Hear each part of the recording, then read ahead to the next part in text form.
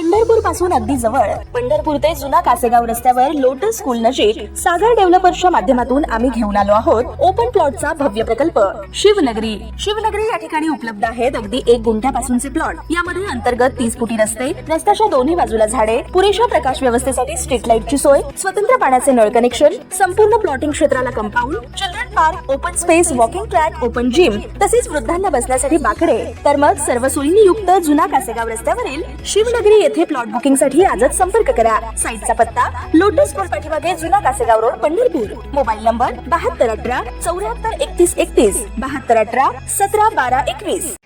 ताज्या घडामोडी पाहण्यासाठी आमच्या YouTube चॅनलवरील PVR म्हणजेच पंढरी वार्ता या न्यूजला सबस्क्राईब करा आणि शेजारील बेल आयकॉनवर क्लिक करा.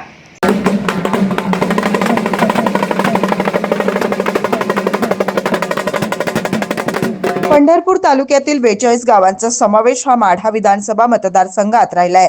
त्यामुळे या 42 गावात भाजप आघाडीच्या उमेदवारांच्या विजयासाठी माजी आमदार प्रशांतराव परिचारक, कल्याणराव काळे, गणेश पाटील, युवराज पाटील यांच्याबरोबरच माढा तालुक्यातील भाजपचे नेते रणजित शिंदे हे देखील आता प्रचार दौऱ्याच्या माध्यमातून विविध गावांना भेटी देत मतदारांशी संवाद साधत आहेत. मागील वर्षी झालेल्या विधानसभा निवडणुकीत रणजित शिंदे हे अपक्ष उमेदवार म्हणून मैदानात उतरले होते आणि पंढरपूर तालुक्यातील 42 गावातून त्यांना अपेक्षित मताधिक्यही मिळालं नव्हतं.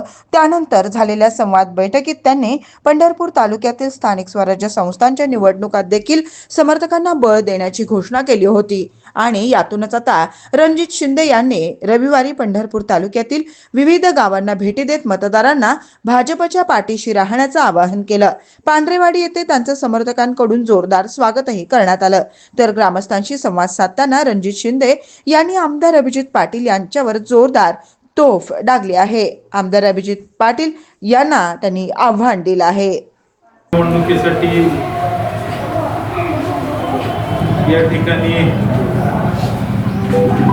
भारतीय जनता पार्टीच्या दोन्ही उमेदवाराच्या प्रचाराच्या निमित्ताने या ठिकाणी उपस्थित असणारे वेळेअभावी आता आम्हाला अजून 9 गाव आहे आणि थोडा धावता दौरा असल्यामुळं सगळीकडे थोडा वेळ द्यावा लागतो.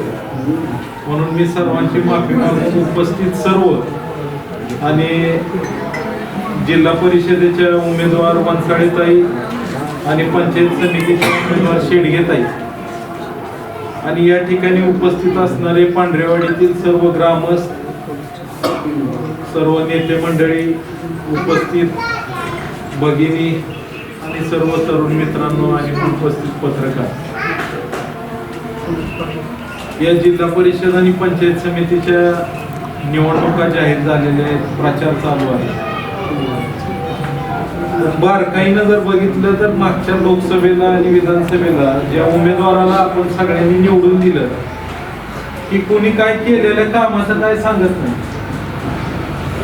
सांगते ती काय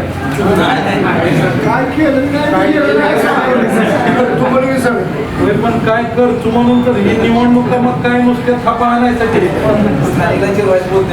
या निवडणुकीत काहीतरी केलेलं काम कुठं तरी सांगितलं पाहिजे का नाही, किंवा काय करणार आहे, काय प्रश्न सोडवणार आहे. ही निवडणूक स्थानिक स्वराज्य संस्थेच्या या निवडणुका असतात. गावातले छोटे मोठे रस्ते करणे, गावातल्या जिल्हा परिषदेच्या शाळा जिथं सामान्य कुटुंबातली मुलं शिकतात त्या शाळा चांगल्या करणे, गावातल्या पाणी पुरवठा व्यवस्था नीट करणे, सांडपाणी व्यवस्थापन, घनकचरा व्यवस्थापन ह्याचं नियोजन करणे आणि त्याच्याबरोबर गावातली स्मशानभूमी असेल, अंतर्गत रस्ते असतील, ह्या सगळ्या प्रश्नाला सोडवायची म्हणून खऱ्या अर्थाने हे जिल्हा परिषद आणि पंचायत समितीची निवडणूक आहे. पण या निवडणुकीत आपण बघतोय की सातत्याने थप्पा आणणे, काहीतरी बोगस बोलणे ह्याच्याशिवाय दुसरा काही मुद्दा नाही. बोगस निधी सांगू 10 लाख दिले, कोण दिले, 2 कोटी दिले असं बोगस दिलं काय. आणि ह्या परिस्थितीत या सगळ्या रोज उठून थप्पा ऐकून आता मला वाटतंय सगळ्यांना सगळ्या गोष्टी लक्षात आल्या. परवा म्हणले विधानसभेच्या वेळेस लोकप्रतिनिधी म्हणले की माड्यामध्ये विमानतळ करणार. नंतर सांगितलं आता मेंढापूरच्या तिथं विमानतळ करणार. MIDC आणि विमानतळ असं आम्ही ऐकलो.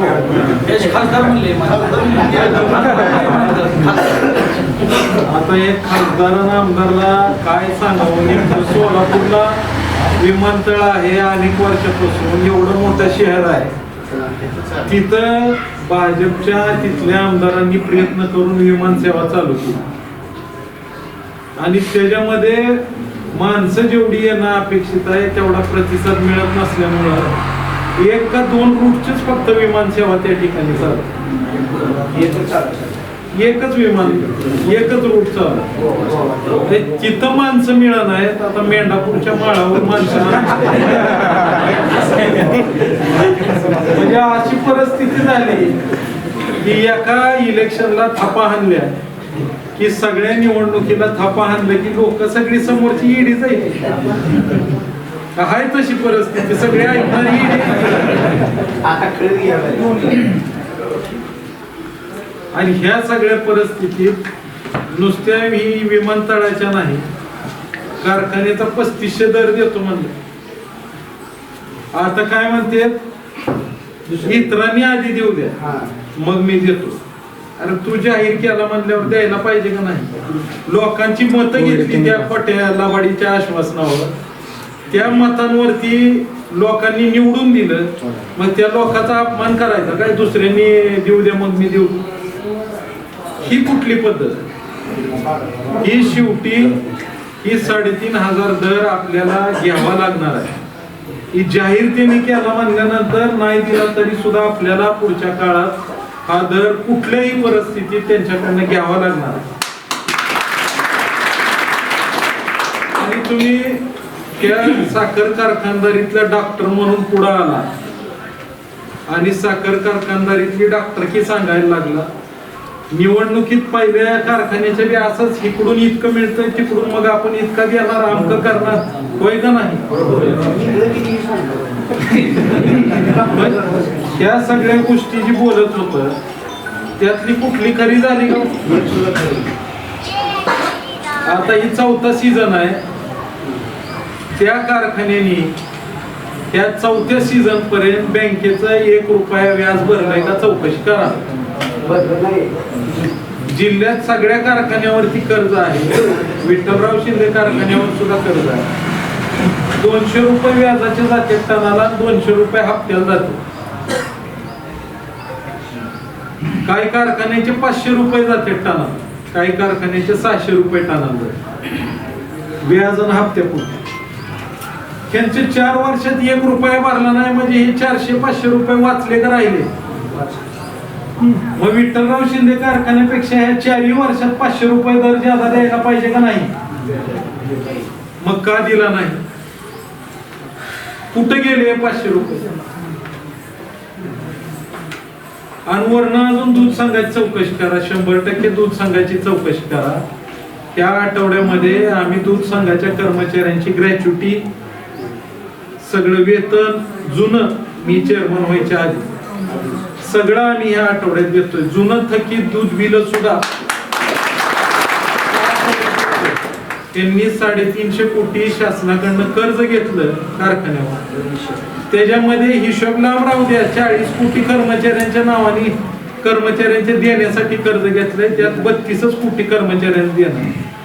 त्यात प्रोव्हिडंट फंड, ग्रॅच्युटी हे सगळे देण्यासाठी त्यांचं वेतन किती दिले होते? त्यातले पैसे व्यापाऱ्यांचे द्यायचं होतं, किती दिले?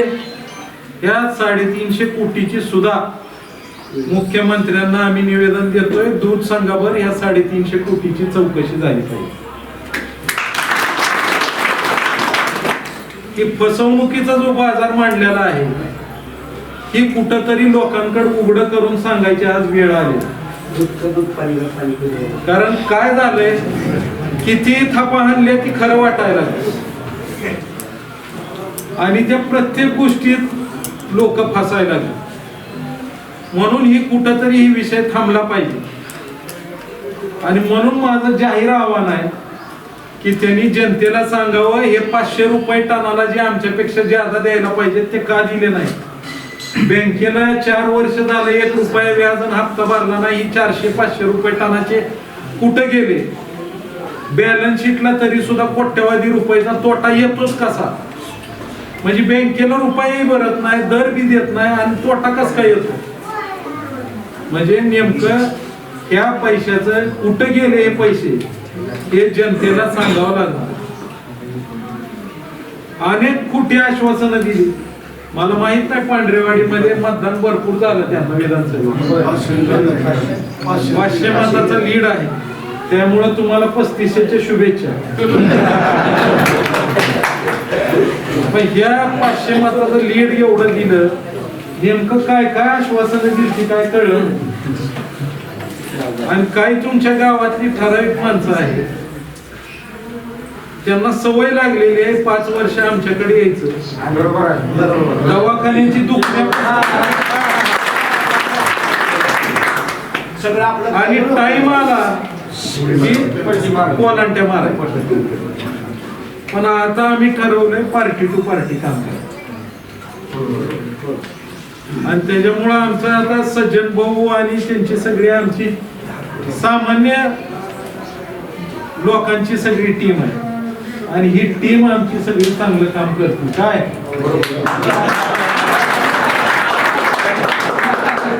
पाचशेमध्ये कुठला होता?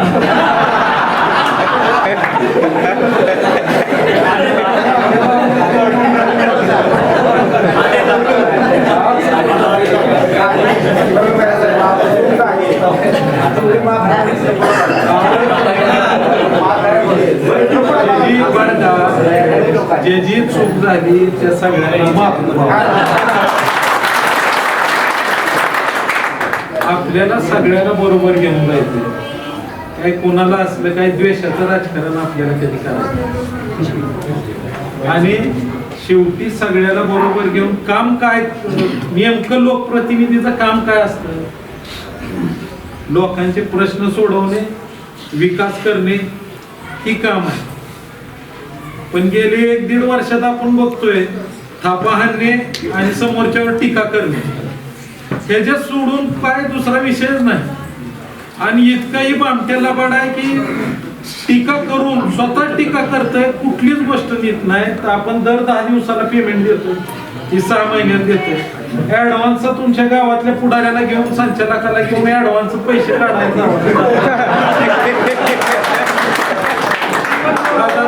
1,500 चालूच आहे खिरापत. शेअर तर काय जाहीर 3,000 करायचं, 100 तर कपातीतच घालवायचं आणि हातात फक्त 2900 द्यायचे. मागच्या वर्षी इलेक्शनच्या आधीच्या वर्षी शेवटच्या 5 दिवसातल्या लोकांना दिला 3,000 रुपये. जाहीर काय केलं मी 3,000 दिले, बाकीच्यांना 2800. म्हणजे ह्या लांड्या लबाड्या थांबल्या पाहिजे आणि ह्या सगळ्या गोष्टीची 100% सरकारकडनं चौकशी करायला आम्ही आग्रही राहणार. लोकांची फसवणूक करणारा जर व्यक्ती मोकाट फिरत असेल तर शेवटी या जनतेचा अपमान आहे, लोकशाहीचा अपमान आहे. हे 3,500 रुपये द्यायला पाहिजे का नाही द्यायला पाहिजे? आणि हे 500 रुपये वाचलेले दरवर्षी ज्यादा 500 द्यायला पाहिजे. पण देतोय का गडी? ह्या सुद्धा गोष्टीकडे आपण सगळ्यांनी लोकांपर्यंत पोहोचवणं गरजेचं आहे. ह्या जी थापा मारलेल्या आहेत, ह्या जी यांनी फसवणूक केलेली आहे, त्याला आपण जाब विचारावा लागेल. माझी तुम्हाला सगळ्याला विनंती आहे, प्रत्येक गावगाव आल्यानंतर भाषण करायच्या आधी सगळ्यांनी विचारलं पाहिजे 3500चं काय झालं? तुम्हाला आम्ही निवडून दिलंय 3500वर, चूक झाली, फसले, त्यांचं सगळ्यांचं आपण माफ केलं, पण निदान विचारा तरी आम्हाला का फसवलं? जोपर्यंत तुम्ही विचारत नाही तोपर्यंत ह्या नांड्या लबाड्या करणारा व्यक्ती थांबणार नाही. अजून किती जणांना फसवून जाईल त्याचं तुम्हाला कळणार सुद्धा नाही. आता ही निवडणूक आली, ह्याच्यानंतर पुन्हा 3-3.5 वर्ष निवडणुका नाही आणि त्याच्यामुळं या निवडणुकीत जेवढं फसवता येईल तेवढा फसवायचा प्रयत्न करायचा. त्या हायवेच्या बाबतीत तुम्ही काल पालकमंत्र्यांनी खुलासा केला, ऐकलं नाही? म्हणजे काय जे हायवेच्या बाबतीत जी लबाड्या सांगितल्या जाते त्याही साप खोटे. शक्तीपीठ मार्ग म्हणजे प्रत्येक ठिकाणी त्या खोट्या गोष्टी जर आपल्याला हे थांबवायच्या असतील आणि पुढच्या कालावधीमध्ये आपल्या परिसराच्या विकासाला ही जी थांबलेला गाडा जर चालवायचा असेल तर भारतीय जनता पार्टी देशात आणि राज्यात सक्षमपणे, देशाचे पंतप्रधान, राज्याचे मुख्यमंत्री सक्षमपणे काम करत आहेत. जिल्ह्यातले पालकमंत्री आपल्या पाठीमागे ठामपणे उभा आहेत. आणि ही सगळी थांबलेली विकास कामं पुढच्या काळात जर गती द्यायची असेल तर आपण येणाऱ्या कालावधीमध्ये 7 फेब्रुवारीला जे मतदान आहे त्या जिल्हा परिषद आणि पंचायत समितीच्या निवडणुकांमध्ये आपण या दोन्ही भगिनींना, कमळ हे यांचं चिन्ह आहे आणि या आपल्या कमळाच्या चिन्हासमोरचं बटन दाबून विक्रमी मताने पांढरेवाडीतून चांगल्या मताधिक्याचा लीड आपण ह्या दोन्ही भगिनींना विक्रमी मताने निवडून द्यावं एवढी सगळ्यांना कळकळीची विनंती करून थांबतो.